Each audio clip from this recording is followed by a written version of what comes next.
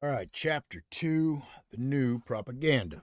In the days when kings were kings, Louis XIV made a modest remark, L'etat esse moi. He was nearly right, but times have changed. The steam engine, the multiple press, and the public school, that trio of industrial revolution have taken the power away from kings and given it to the people. The people actually gain power which the king lost, for economic power tends to draw after it political power, and the history of the Industrial Revolution shows how that power passed from the king and the aristocracy to the bourgeoisie.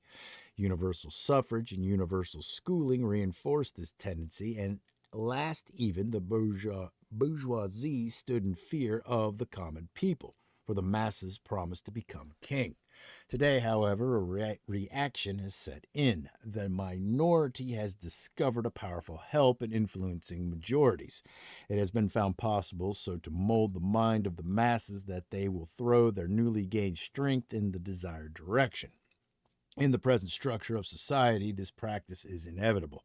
Whatever of social importance is done today, whether in politics, finance, manufacture, agriculture, charity, education, or other fields, must be done with the help of propaganda. Propaganda is the executive arm of the invisible government. Universal literacy was supposed to educate the common man to control his environment.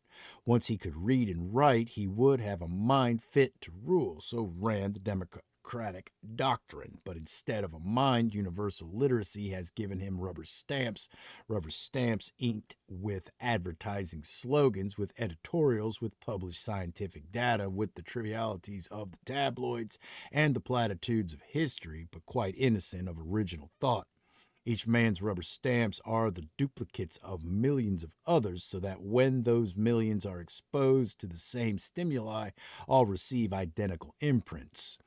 It may seem an exaggeration to say that the American public gets most of its ideas in this wholesale fashion. The mechanism by which ideas are disseminated on a large scale is propaganda, in the broad sense of an organized effort to spread a particular belief or doctrine.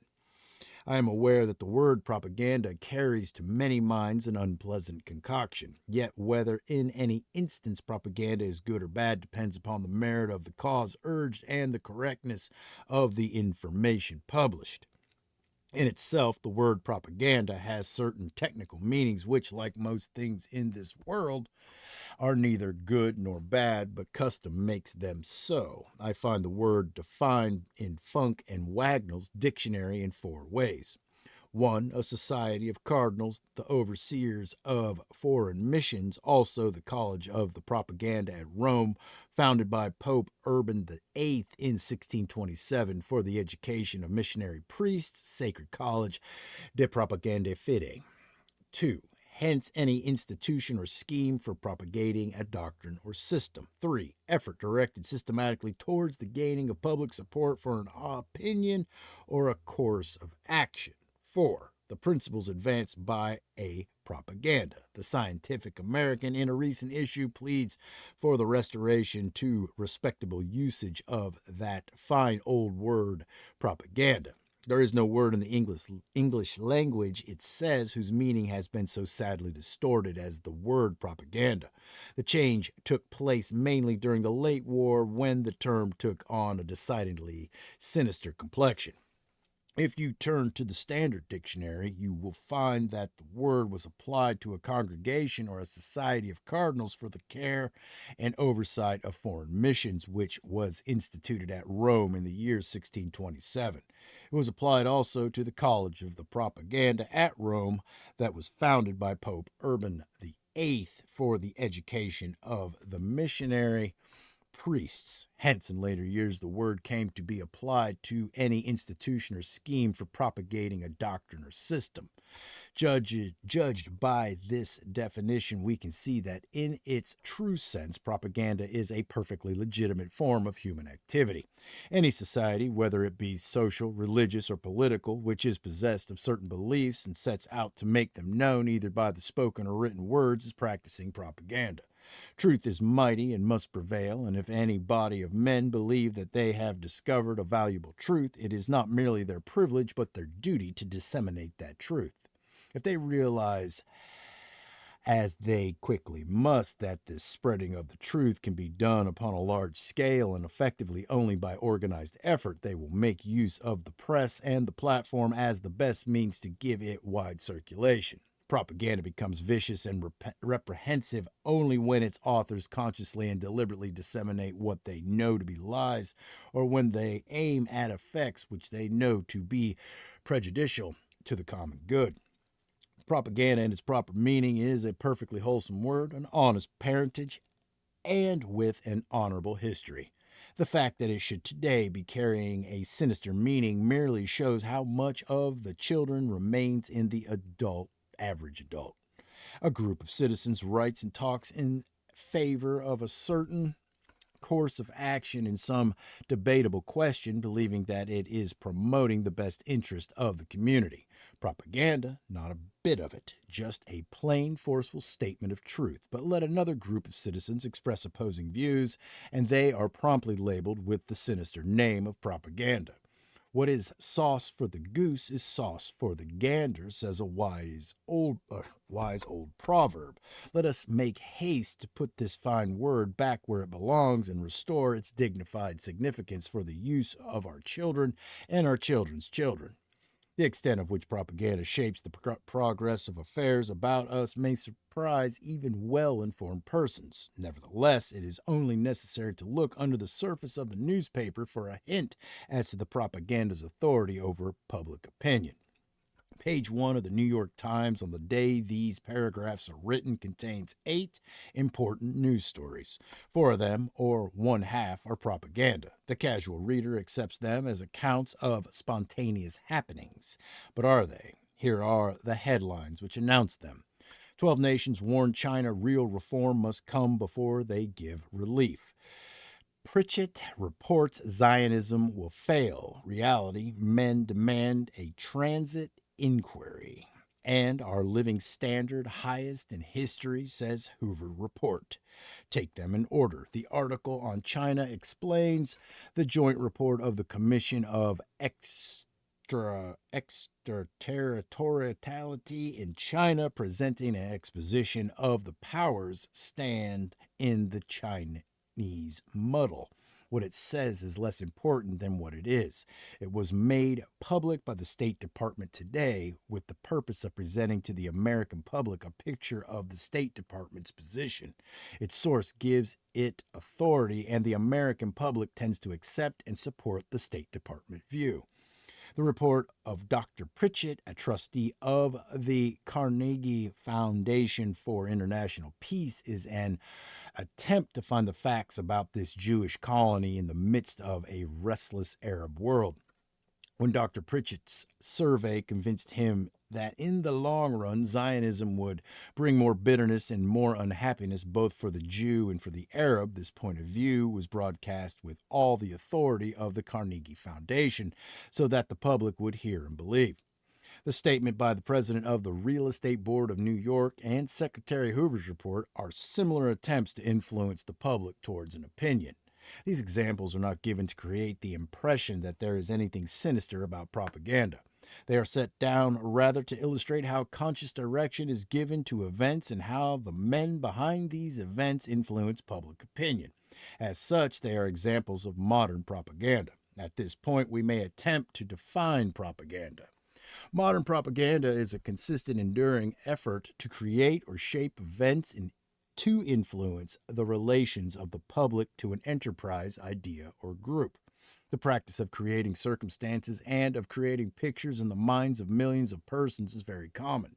Virtually no important undertaking is now carried on without it, whether that enterprise be building a cathedral, endowing a university, marketing a movie picture, floating a large bond issue, or electing a president. Sometimes the effect on the public is created by a professional propagandist, sometimes by an amateur deputed for the job. The important thing is that it is universal and continuous, and in its sum total, it is regimenting the public mind every bit as much as an army regiments the bodies of its soldiers.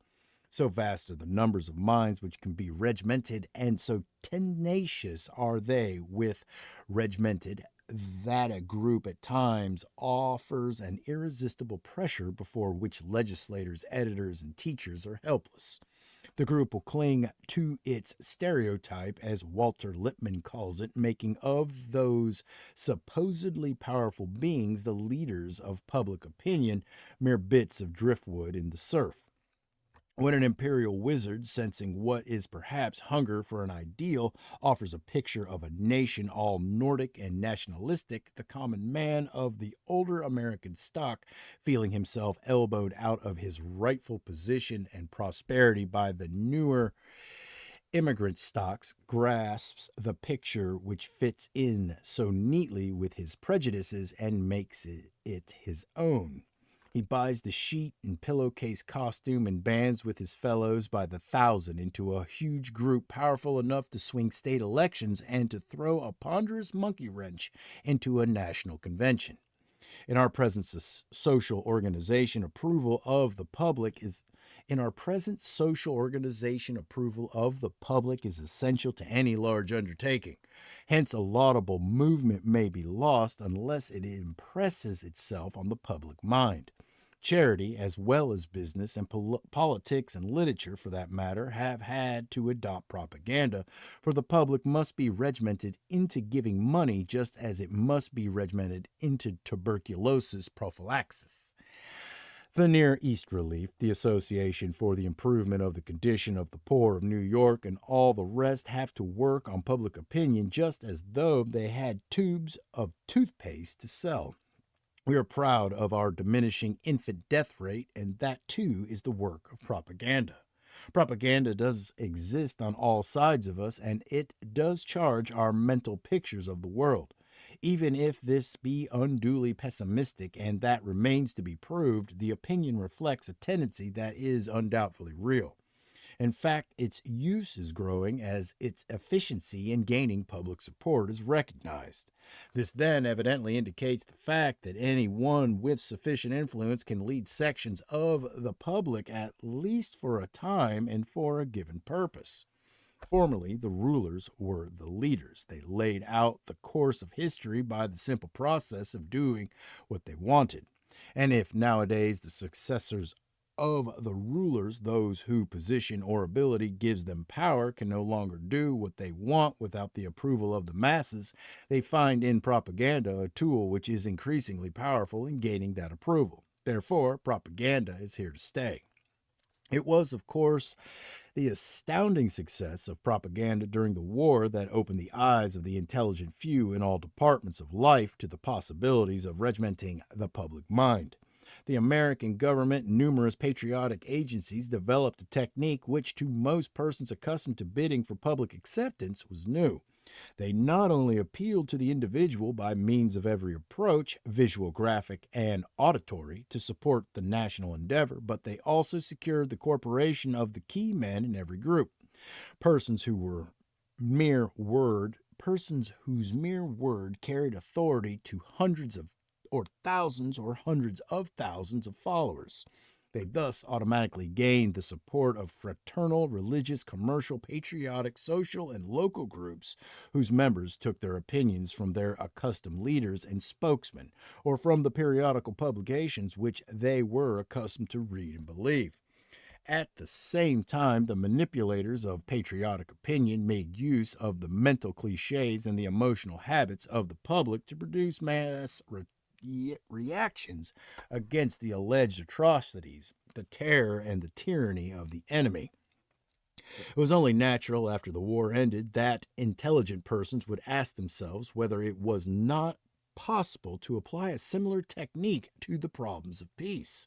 As a matter of fact, the practice of propaganda since the war has assumed very different forms from those prevalent 20 years ago. This new technique may fairly be called the new propaganda. It takes account not merely of the individual, nor even of the mass mind alone, but also and especially of the autonomy of society with its interlocking group formations and loyalties. It sees the individual not only as a cell in the social organism, but as a cell organized into the social unit. Touch a nerve at a sensitive spot, and you get an automatic response from certain specific members of the organism. Business offers graphic examples of the effect that may be produced upon the public by interested groups, such as textile manufacturers losing their markets. This problem arose not long ago when the velvet manufacturers were facing ruin because their product had long been out of fashion. Analysis showed that it was impossible to revive a velvet fashion within America. Anatomical hunt for the vital spot. Paris, obviously, but yes and no. Paris is the home of fashion. Lyons is the home of silk. The attack had to be made at the source. It was determined to substitute purpose for chance and to utilize the regular source for fashion distribution and to influence the public from these sources. A velvet fashion service, openly supported by the manufacturers, was organized. Its first function was to establish contact with the Lyons manufacturers and the Paris couturiers to discover what they were doing, to encourage them to act on behalf of velvet, and to help in the proper exploitation of their wares. An intelligent Parisian was enlisted in the work. He visited Lanvin and Worth, Agnes and Patou, and others, and induced them to use velvet in their gowns and hats. It was he who arranged for the distinguished countess this of duchess that to wear the hat or the gown. And as for the presentation of the idea to the public, the American buyer or the American woman of fashion was simply shown the velvet creations in the atelier of the dressmaker or the milliner. She bought the velvet because she liked it and because it was in fashion. The editors of the American magazines and fashion reporters of the American newspaper, likewise subjected to the actual of accredited circumstance, reflected it in their news, which in turn subjected the buyer and the consumer here to the same influences. The result was that what was at first a trickle of velvet became a flood. A demand was slowly but deliberately created in Paris and America. A big department store aiming to be a style leader advertised velvet gowns and hats on the authority of the French couturiers and quoted original cables received from them. The echo of the new style note was heard from hundreds of department stores throughout the country which wanted to be style leaders too. Bulletins followed dispatches, the mail followed the cables, and the American woman traveler appeared before the ship news photographers in velvet gown and hat.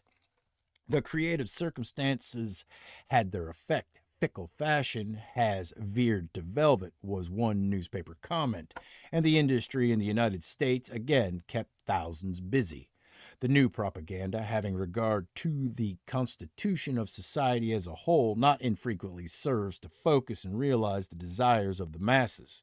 A desire for a specific reform, however widespread, cannot be translated into action until it is made articulate and until it has exerted sufficient pressure upon the proper lawmaking bodies. Millions of housewives may feel the manufactured foods deleterious to health should be prohibited. But there is little chance that their individual desires will be translated into effective legal form unless their half-expressed demand can be organized, made vocal, and concentrated upon the state legislature or upon the federal Congress in some mode which will produce the results they desire. Whether they realize it or not, they call upon propaganda to organize and effectuate their demand. But clearly, it is the intelligent minorities which need to make use of propaganda continuously and systematically. In the act of proselytizing minorities in whom selfish interests and public interests coincide lie the progress and development of America. Only through the active energy of the intelligent few can the public at large become aware of and act upon new ideas. Small groups of persons can and do make the rest of us think what they please about a given subject, but there are usually proponents and opponents of every propaganda, both of whom are equally eager to convince the majority.